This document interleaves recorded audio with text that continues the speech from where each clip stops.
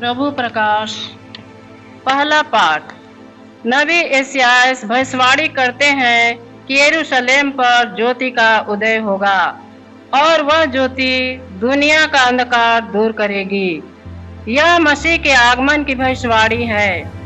नबी यशायाह का ग्रंथ अध्याय 60 पद 1 से 6 पद तक। प्रभु की महिमा तुझ पर उदित हो रही है। यरूशलेम उठकर प्रकाशमान हो जा, क्योंकि तेरी ज्योति आ रही है और प्रभु ईश्वर की महिमा तुझ पर उदित हो रही है। पृथ्वी पर अंधेरा छाया हुआ है और राष्ट्रों पर घोर अंधकार, किंतु तुझ पर प्रभु उदित हो रहा है, तेरे ऊपर उसकी महिमा प्रकट हो रही है। राष्ट्र तेरी ज्योति की ओर आ रहे हैं और राजा तेरे उदीयमान प्रकाश की ओर। चारों ओर दृष्टि दौड़ाकर देख, सब मिलकर तेरे पास आ रहे हैं। तेरे पुत्र दूर से चले आ रहे हैं। लोग तेरी पुत्रियों को गोद में उठाकर लाते हैं। यह देख कर तू प्रफुल्लित हो उठेगी और तेरा हृदय आनंद से उछलने लगेगा, क्योंकि समुद्र की संपत्ति और राष्ट्रों की धन दौलत तेरे पास आ जाएगी। ऊंटों के झुंड और मिद्यान तथा एफा की साड़नियां तुझ में उमड़ पड़ेंगी। शेबा के सब लोग प्रभु की स्तुति करते हुए सोने और लोबान की भेंट ले आएंगे। यह प्रभु की वाणी है। दूसरा पाठ। यहूदियों के धर्म ग्रंथ में मसीह की प्रतिज्ञा है। वह मसीह न केवल यहूदियों के लिए बल्कि सभी मनुष्यों के लिए दुनिया में आए हैं। इफिसियों के नाम संत पौलुस का पत्र, अध्याय 3 पद संख्याएं 2 से 3 और 5 से 6 तक। अब यह प्रकट किया गया है कि गैर यहूदी ख्रिस्त विषयक प्रतिज्ञा के सहभागी हैं। भाइयों, आप लोगों ने अवश्य सुना होगा कि परम दयालु ईश्वर ने आपकी भलाई के लिए मुझे यह कार्य सौंपा है। उसने मुझ पर वह रहस्य प्रकट किया है जो पिछले पीढ़ियों में मनुष्यों को नहीं बताया गया था और अब आत्मा के द्वारा उसके पवित्र प्रेरितों और नबियों पर प्रकट किया गया है। वह रहस्य यह है कि सुसमाचार के द्वारा यहूदियों के साथ गैर यहूदी एक ही विरासत के अधिकारी हैं, एक शरीर के अंग हैं और यीशु मसीह विषयक प्रतिज्ञा के सहभागी हैं। यह प्रभु की वाणी है।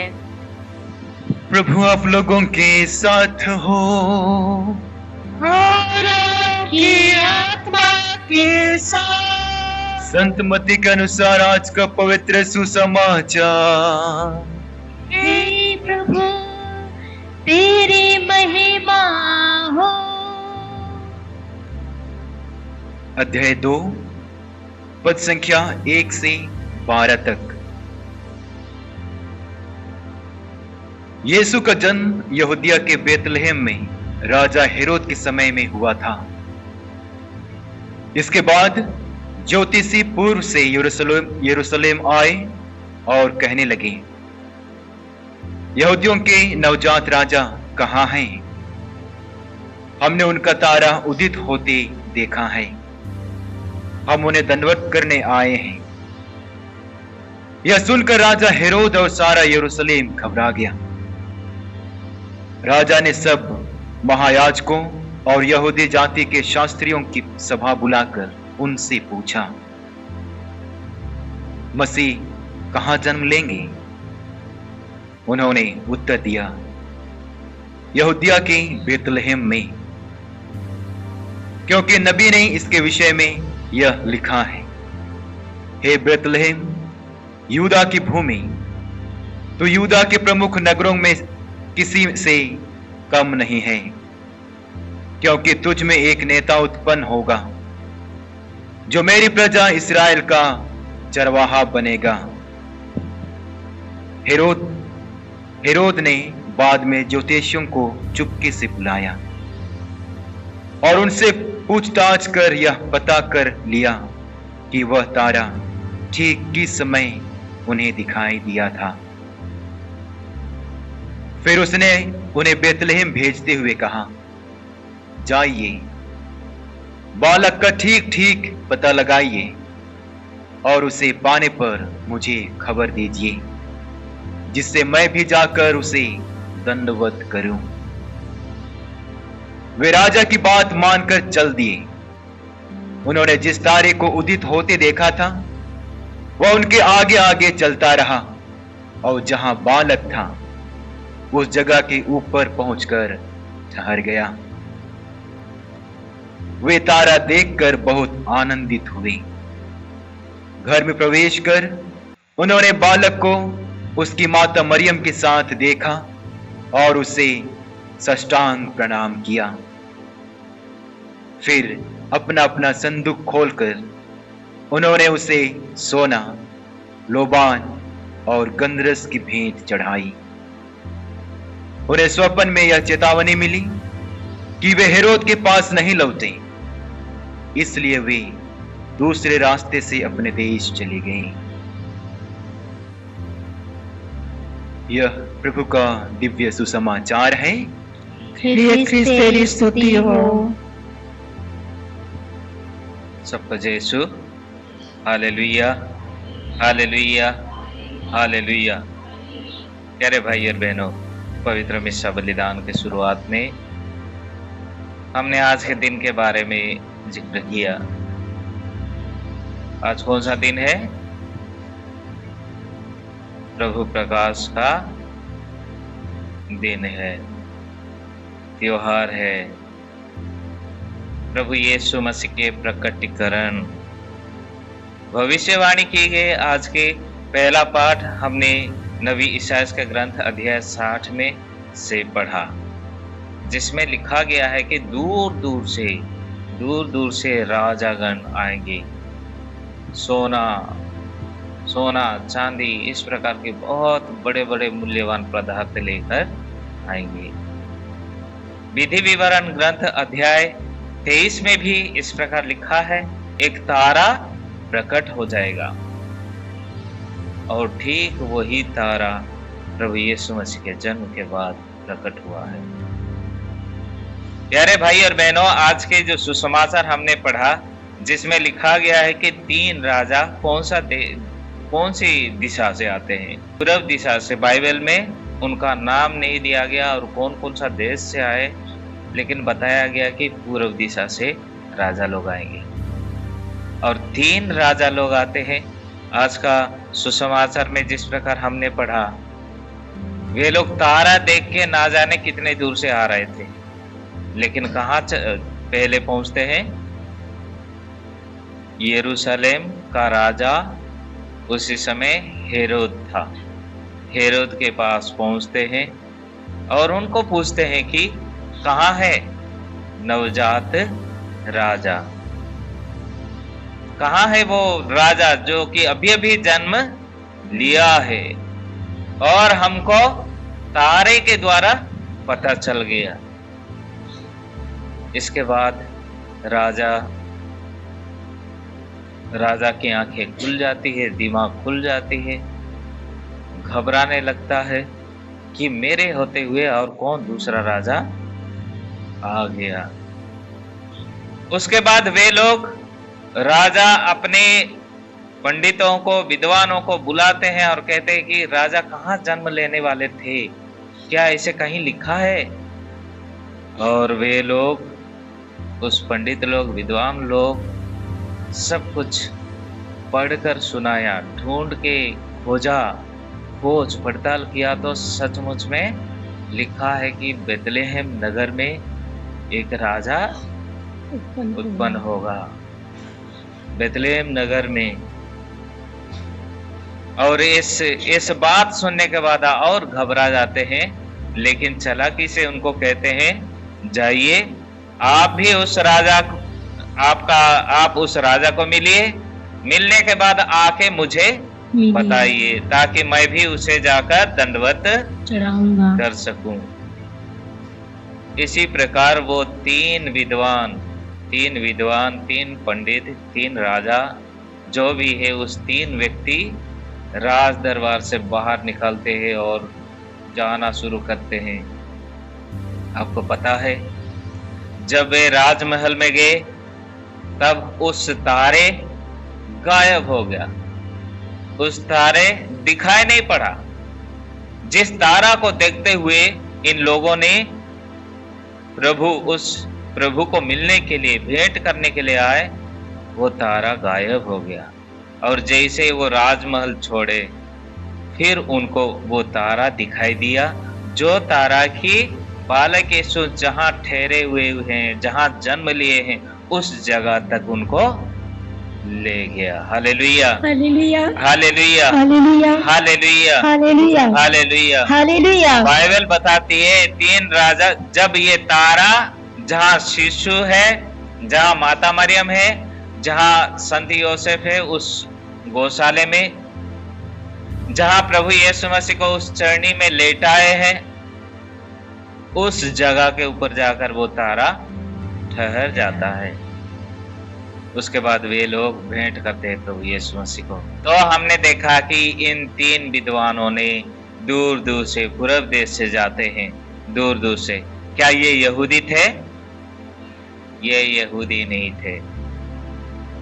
इसमें आप लोग समझने के लिए प्रयास कीजिए कि प्रभु यीशु मसीह केवल यहूदियों के लिए नहीं बल्कि सारे लोगों के लिए आए, पूरे विश्व ब्रह्मांड के लिए है। Hallelujah, hallelujah, hallelujah, hallelujah. क्योंकि अगर सिर्फ यहूदियों के लिए होते तो यहूदी राजा लोग उनको अपनाते, स्वीकार करते और सबसे पहले वही लोग भेंट करने जाते। लेकिन प्रभु ने पूरे विश्व को, हमने जिस प्रकार संत यूहन्ना के सुसमाचार अध्याय 3 पद संख्या 16 में पढ़ते हैं, ईश्वर ने इस संसार को इतना प्यार किया कि वो अपने एकलौते पुत्र को अर्पित कर दिया। जो कोई उसमें विश्वास करता है उसका सर्वनाश ना हो बल्कि उसे परिपूर्ण जीवन मिले, अनंत जीवन मिले। ठीक उसी प्रकार प्रभु ने अपने बेटे को इस संसार में भेज दिया और केवल यहूदियों के लिए नहीं बल्कि पूरे विश्व भर के लोगों के लिए प्रभु यीशु मसीह को दे दिया है। आज का पर्व प्रभु प्रकाश, यानी प्रभु अपने आप को पूरे विश्व के सामने प्रकट करते हैं। और प्रभु यीशु मसीह इस संसार की ज्योति है।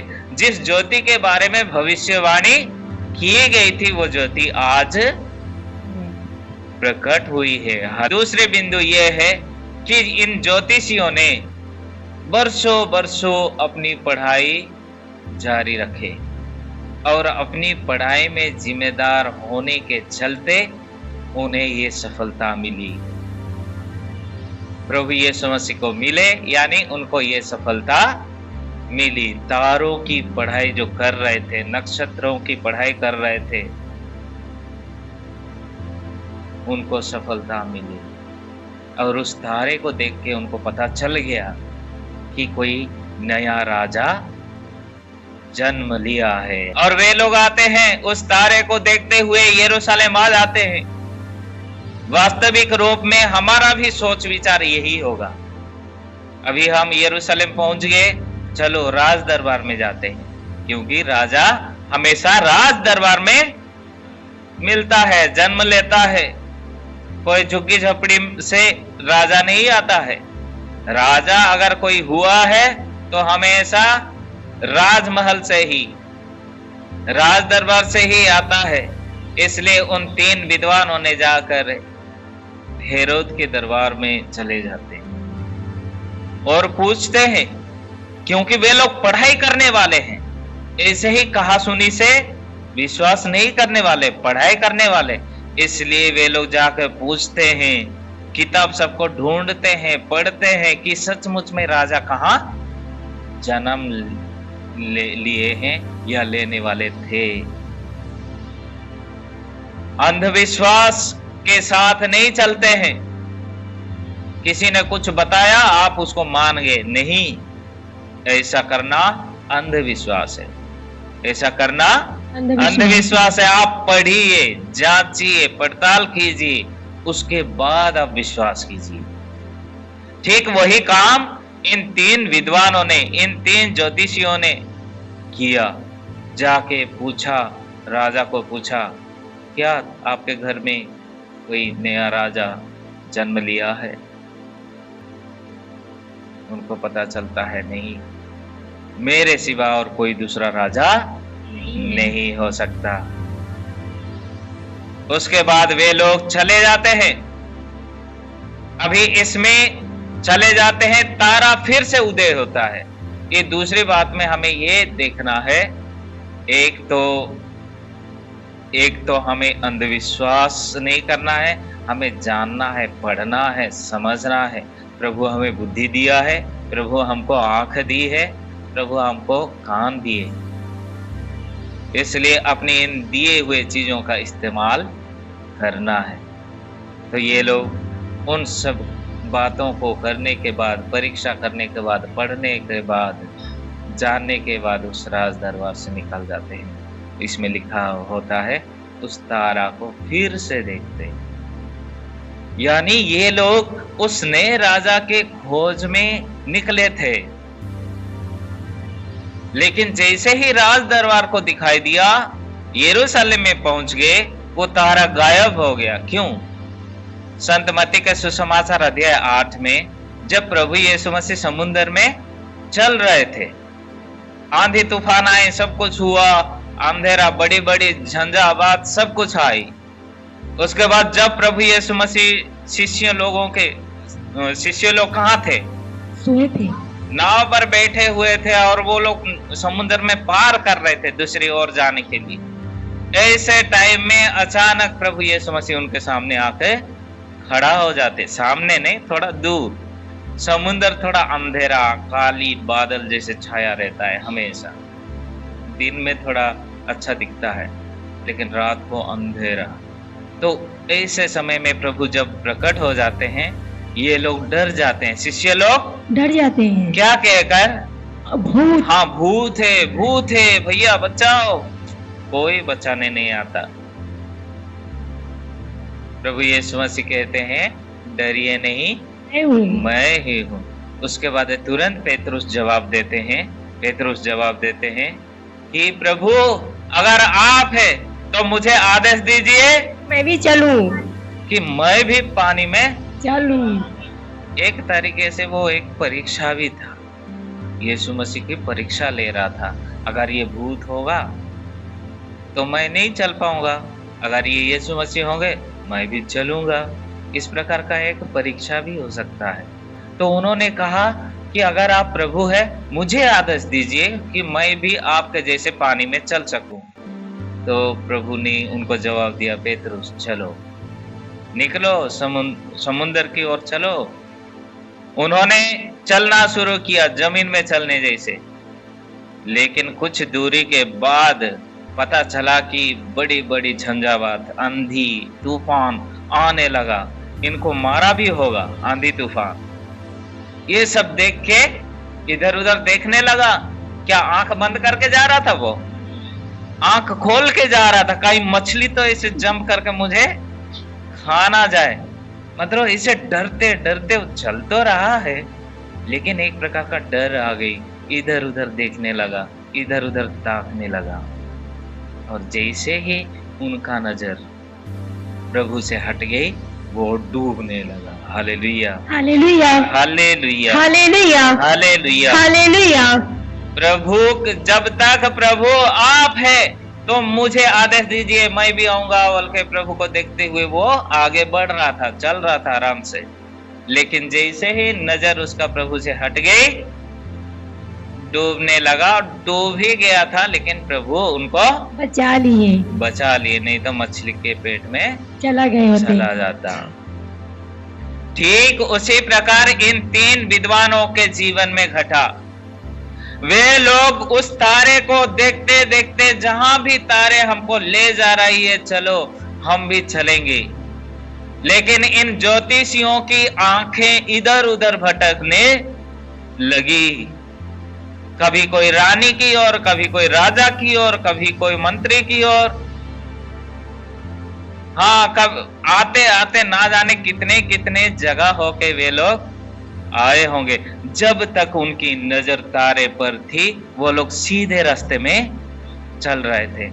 जैसे ही तारे से उनकी नजर हेरोद की ओर चली गई, रास्ता भटक गए, रास्ता भटक गए।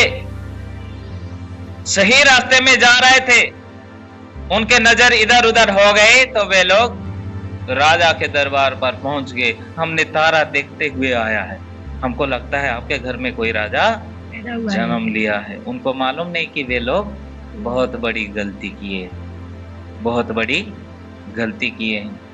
लेकिन प्रभु उन गलतियों की सजा नहीं देते, उनको मौका देते हैं।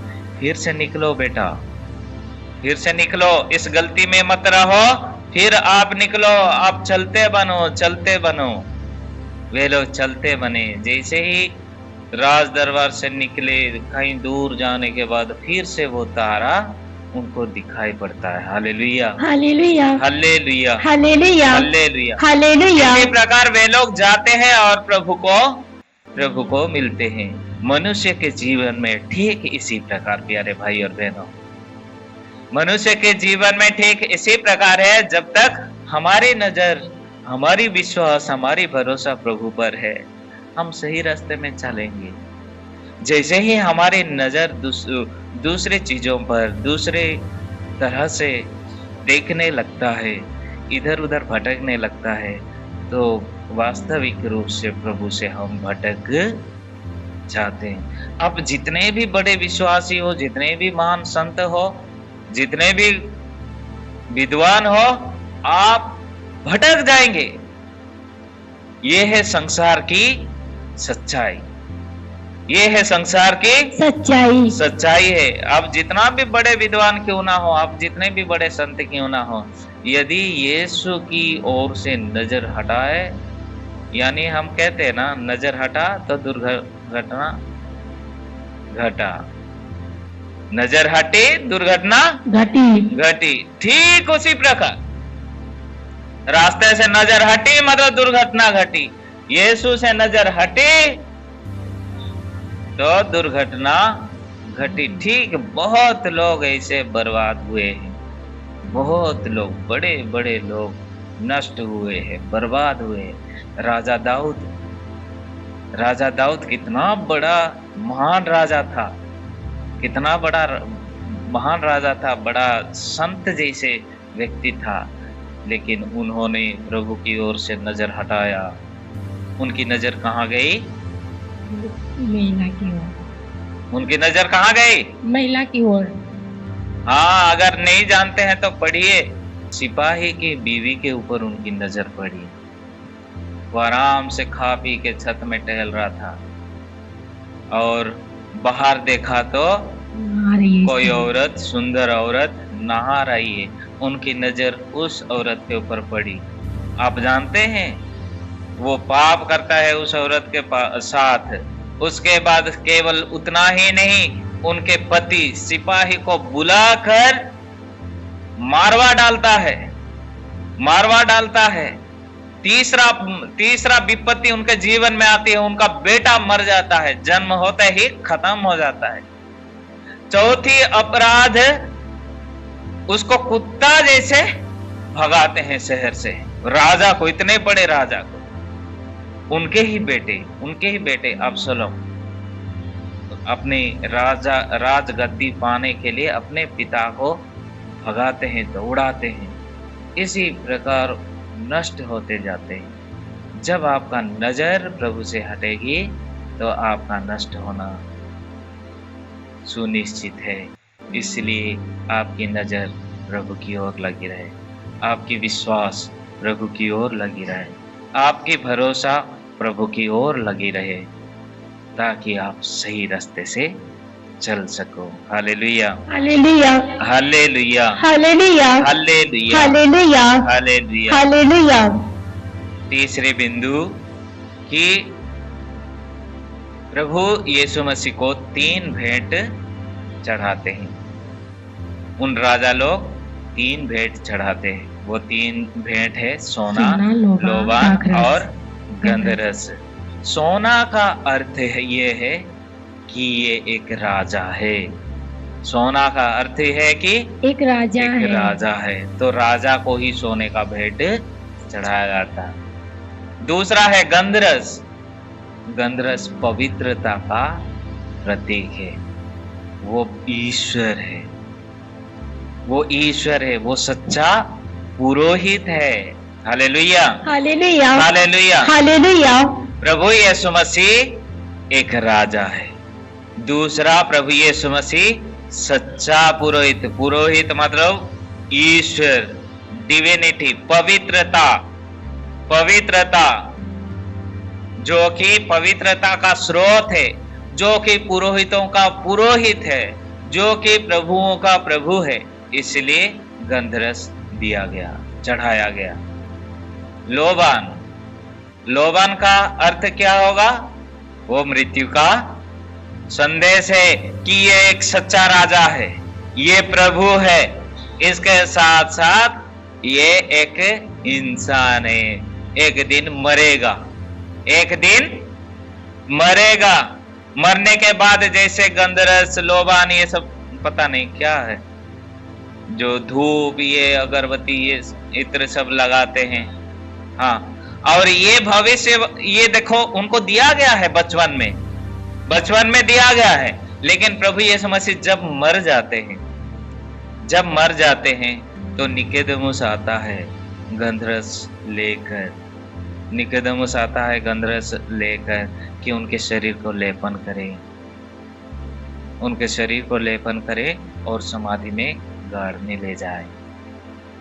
यही भविष्यवाणी, यानी वो एक राजा, पुरोहित और एक सच्चा मनुष्य। वो मरेगा। आज जन्म लिया है तो दूसरे दिन वो मरेगा। लेकिन क्या वो मृत्यु उसको पराजय की? नहीं। उन्होंने मृत्यु को पराजय करके जी उठा। Hallelujah, hallelujah, hallelujah, hallelujah, hallelujah, hallelujah. चौथा बिंदु ये है कि जब प्रभु यीशु मसीह को इन 3 राजाओं ने देखते हैं, क्या वापस हेरोद के पास चले जाते हैं? नहीं। क्या करते हैं? दूसरे रास्ता चले जाते हैं। ओके, बाइबल में तो लिखा है कि स्वप्न में उनको दर्शन मिलता है कि राजा हेरोद के पास मत जाओ, बच्चा को नष्ट करेगा, मार डालेगा या कुछ भी करेगा, लेकिन उनके पास मत जाओ। लेकिन मैं कहता हूं वे लोग स्वप्न नहीं देखे, वो लोग स्वप्न नहीं देखे। तो क्या देखे? जब वे लोग प्रभु यीशु मसीह को मिले, राजा लोग पूरा बदल गए। जब प्रभु यीशु मसीह को मिले, भेंट किए, उनको अपने आंखों से देखे, अपने हाथों से स्पर्श किए, उनका जीवन बदल गया। Hallelujah, hallelujah, hallelujah, hallelujah, hallelujah, hallelujah. बदल गया। वे पुराने इंसान नहीं रहे, वे एक नया इंसान बने। वे पुराना इंसान नहीं रहे, बल्कि एक नया इंसान बने। पुराना रास्ता को छोड़े और नया रास्ता को पकड़ लिए, अपनाए। Hallelujah, hallelujah, hallelujah, hallelujah. प्यारे भाई और बहनों, इस प्रकार बहुत बड़ी रहस्यपूर्ण बात आज का त्योहार हम सबको बताता है। जब आप प्रभु को मिलते हैं, जब आप प्रभु को पाते हैं, जब आप प्रभु को महसूस करते हैं, तो आपका और मेरा जीवन टोटली, कंप्लीटली, संपूर्ण रूप से बदल जाना चाहिए। संपूर्ण रूप से बदल जाना चाहिए। हमारे पुराने मार्ग को छोड़कर नए मार्ग पर चलना चाहिए, जो मार्ग उन्होंने दिखाया है, जो कि इन 3 राजाओं ने अपने जीवन में करके दिखाया।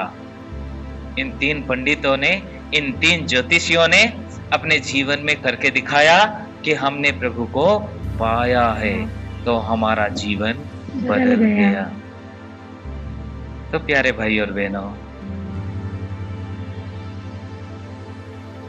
जब प्रभु यीशु मसीह को पाते हैं आपका जीवन बदलना चाहिए, इस प्रकार नहीं होना है। ये सब बुरी बात है। प्रभु को जब पाते हैं संपूर्ण रूप से बदल जाना चाहिए, मजाक नहीं है, नहीं तो मजाक ही रह जाएगा, पूरे संपूर्ण जीवन में मजाक ही रह जाएगा। और अक्सर यही होता है मनुष्य के जीवन में। हाँ, प्रभु को मिल गया है, अभी काम खत्म। बपतिस्मा मिल गया है, काम खत्म। परम प्रसाद मिल गया है, काम खत्म। शादी हो गया है, काम खत्म। काम खत्म नहीं होता है। आपका जीवन आगे बढ़ना है, आपका जीवन आगे बढ़ना है। हमेशा नया नया जीवन आपको मिलना है। आपको देख के दूसरों का जीवन भी बदलना है। तो उन राजाओं के द्वारा इन्हीं सभी बातों पर हम फिर से मनन चिंतन करें, सोचे, विचार करें और प्रभु में करीब होकर जीने के लिए प्रयास करें, जिससे हमारा जीवन भी बदल जाए उन राजाओं के समान। उन राजाओं के समान हम अपने जीवन में क्या प्रभु को देने के लिए चाहते हैं, प्रभु को क्या चढ़ाते हैं। उन राजाओं ने जो कि अंधविश्वासी, जो कि मूर्ति पूजक थे, जो तारे चंद्रमा की पूजा करते थे, वे राजा लोग आके सच्चे प्रभु को भेंट चढ़ाते हैं, जो कि बहुत मूल्यवान भेंट। ऐसे वैसे भेंट नहीं, जिसका हर एक का मतलब होता है। एक ने तो राजा के रूप में स्वीकार किया, दूसरे ने तो ईश्वर के रूप में, यानी पुरोहित, सच्चा पुरोहित, पवित्रता का स्रोत के रूप में स्वीकार किया। तीसरा है, ये एक सच्चा इंसान आज जन्म लिया है, कल मरेगा। उनका भेंट का कोई मतलब होता है। हम प्रभु को चढ़ाने के लिए हमारे पास क्या है, प्रभु को देने के लिए हमारे पास क्या है। हम तो छोटी छोटी दाल, चावल या आलू या टमाटर ये सब देने के लिए कंजूसाई करते हैं। हमारे पास सच्चा चीज क्या है जो हम प्रभु को देने के लिए हमारे हाथ में है। प्रभु ने हमें क्या नहीं दिया, प्रभु ने हमें क्या नहीं दिया, प्रभु ने हमारे साथ क्या नहीं किया। हम प्रभु को चढ़ाने के लिए हमारे हाथ में क्या है। प्रभु ना तो आपका सोना मांगता है, चांदी मांगता है, धन दौलत मांगता है। प्रभु आपका दिल चाहता है, दिल, सच्चा दिल, सच्चा दिल। जिस दिल को पाने के लिए प्रभु बेचैन है, जिस दिल को पाने के लिए प्रभु बेचैन है, कहता है मैं धर्मियों के लिए नहीं बल्कि पापियों के खोज में और उनको बचाने के लिए इस संसार में आया। प्रभु का नबी ईसायाह का ग्रंथ में कहता है, यदि माता अपनी दूधमय बच्चे को भुला भी दे तो भी मैं तुम्हें नहीं भूलूंगा। मैं तुम्हें अनंत काल तक प्यार करता आ रहा। भले तुम्हारी माँ, भले तुम्हारे भाई बहन, भले पूरे संसार तुमको भूल जाए, लेकिन मैं तुम्हें नहीं छोड़ूंगा, नहीं भूलूंगा।